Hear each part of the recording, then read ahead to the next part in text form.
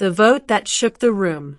The Galactic Council Hall was a masterpiece of alien architecture, silver arches, crystalline walls, and a ceiling that projected the swirling stars above.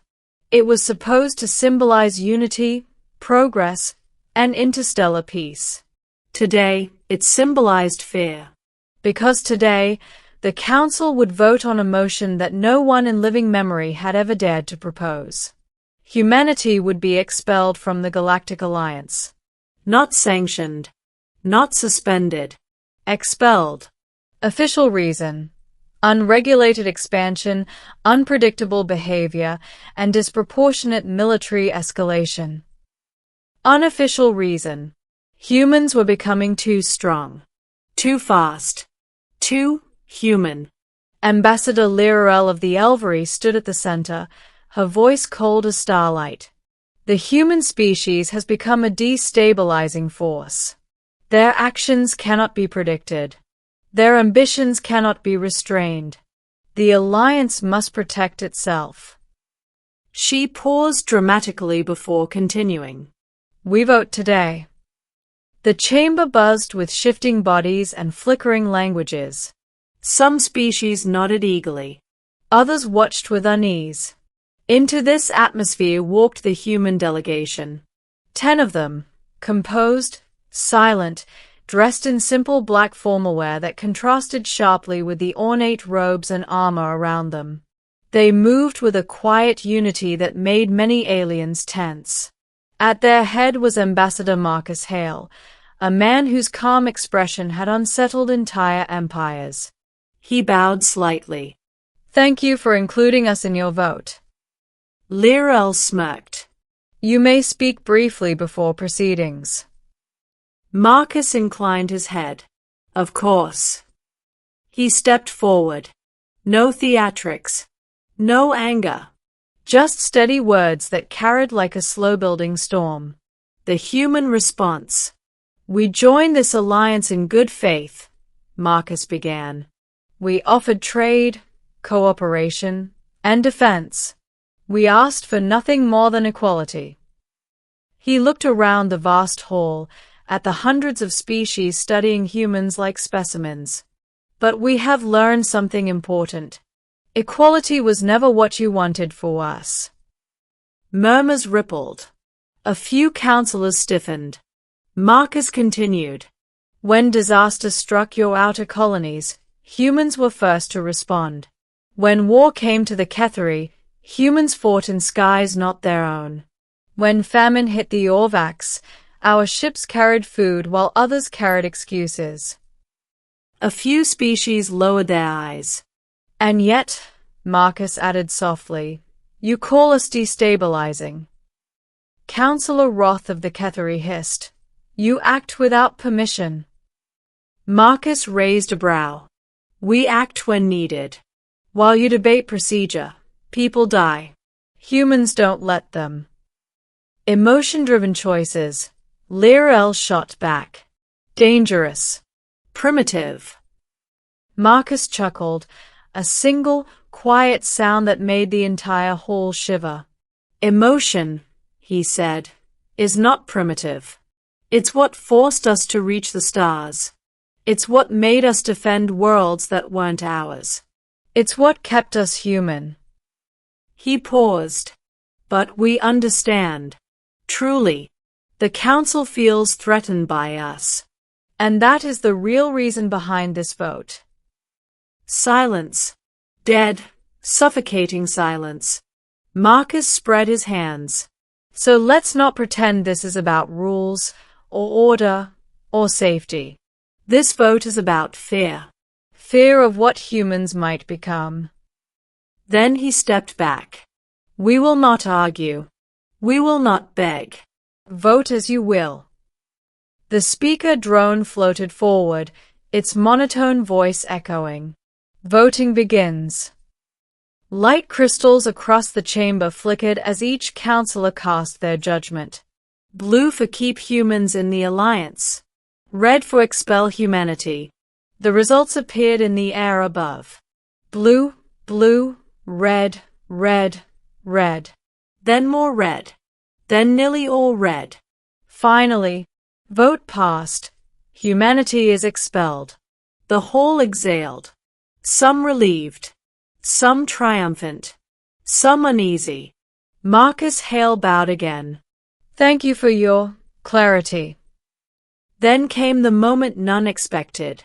He said quietly, We will leave. Not shouted. Not cried. Not argued. Simply stated, calm as a dying star. He turned to his delegation. Humans. It's time. Middle, the quiet exit. The human delegation began walking toward the exit bridge. Silent. Steady. Unbroken. Their steps echoed through the hall like distant thunder. Councillor Draylin of the Orvax frowned. Ambassador, where are your guards? Where is your anger? Your protest? Marcus didn't stop walking. We don't need guards. Humans always resist decisions, another councillor shouted from above. Marcus replied without turning. Not today. Lirel's crystalline posture stiffened.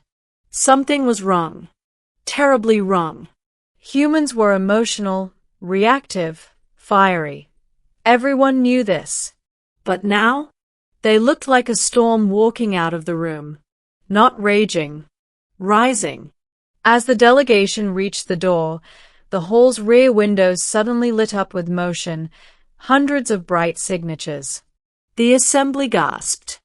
Thousands of satellites, ships, and platforms were disconnecting from the station. Human diplomatic vessels, supply ships, research craft, medical carriers. They pulled away from the assembly station in perfect formation. Coordinated. Immediate. Silent. What is this? The Ketheri asked. Marcus finally turned. A clean withdrawal, he said. You voted us out. So we're leaving everything behind. Everything. Marcus nodded. Our research stations. Our defensive shields around your border colonies. Our medical networks. Our translators. Our hyperlane stabilizers. The assembly erupted in alarm. You can't.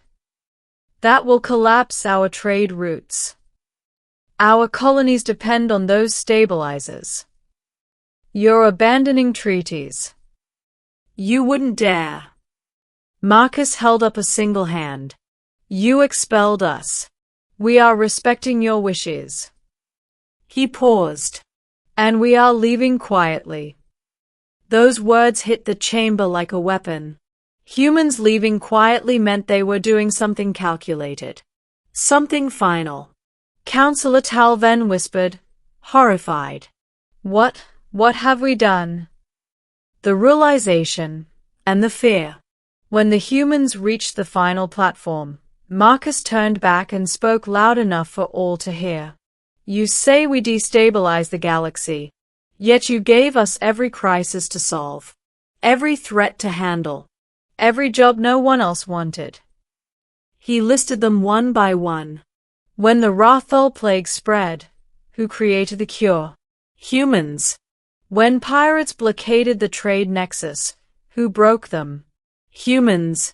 When your border collapsed, who built the shields? Humans.